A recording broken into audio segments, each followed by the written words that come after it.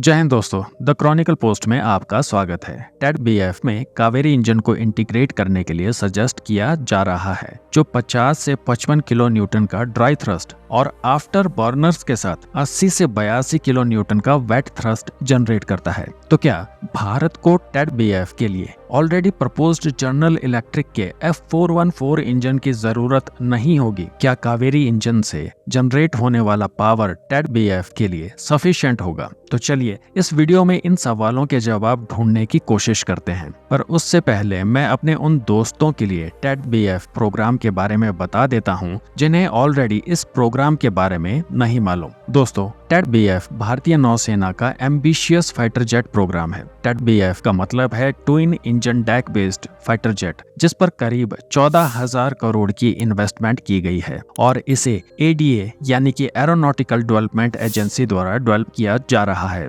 आज से करीब 10 दिन पहले ये खबर आई थी कि इसका क्रिटिकल डिजाइन फेज कंप्लीट होने वाला है। टाइमलाइन के हिसाब से इसकी फर्स्ट फ्लाइट 2026 में की जानी थी, लेकिन हमारे बाकी प्रोग्राम्स की तरह ये प्रोग्राम भी 3 साल की देरी से चल रहा है because of some technical issues. तो अब इसकी फर्स्ट फ्लाइट हमें 2029 को देखने को मिलेगी एंड मोस्ट लाइकली 2033 या 34 तक ये फाइटर जेट प्रोडक्शन रेडी हो पाएगा, जिसके द्वारा भारतीय नौसेना के 45 मिग-29 के फाइटर एयरक्राफ्ट्स को 2035 से रिप्लेस करना शुरू किया जाएगा। तो चलिए दोस्तों, बढ़ते हैं अपने सवालों की तरफ। प्रेजेंटली टेड बीएफ के लिए प्रपोज्ड जनरल इलेक्ट्रिक का F414 इंजन 98 किलो का वेट थ्रस्ट प्रोड्यूस करता है, यानी कि आफ्टर बर्नर्स के साथ इसके द्वारा प्रोड्यूस किया जाने वाला थ्रस्ट कावेरी इंजन के थ्रस्ट से ज्यादा है। लेकिन फिर भी एक्सपर्ट्स के द्वारा कावेरी इंजन को टेड बीएफ में इंटीग्रेट करने के लिए सजेस्ट किया जा रहा है। माना जा रहा है कि कावेरी इंजन के द्वारा जनरेट किया जाने वाला 80 kilo Newton thrust Ted BF project के लिए सफिशिएंट होगा, जिसके पीछे लॉजिक ये है कि भारत के द्वारा जो अपनी नौसेना के लिए 26 राफेल एम खरीदे जा रहे हैं, उनमें M88 इंजन इस्तेमाल किया जाता है जो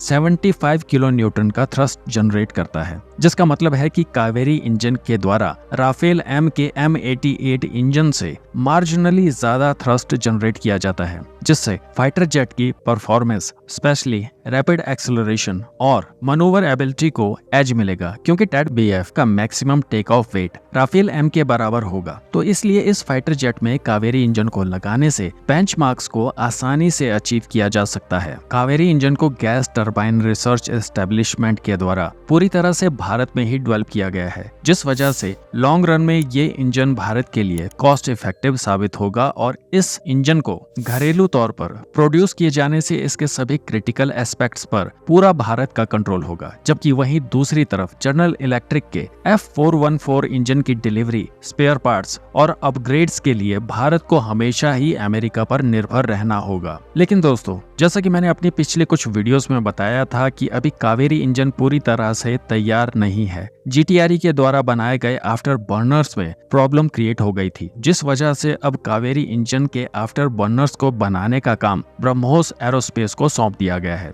जो करीब साल भर में बनकर कंप्लीट होगा। इसके बाद इसको इंजन में लगाकर टेस्ट किया जाएगा और अगर ये सफल हो जाता है तब जाकर कहीं हमें कावेरी इंजन को भारतीय नौसेना के टेड बीएफ प्रोजेक्ट के लिए कंसीडर करना चाहिए। तो दोस्तों, टेड बीएफ प्रोजेक्ट और कावेरी इंजन प्रोजेक्ट को लेकर आप क्या सोचते हैं? कमेंट्स में जरूर बताइएगा।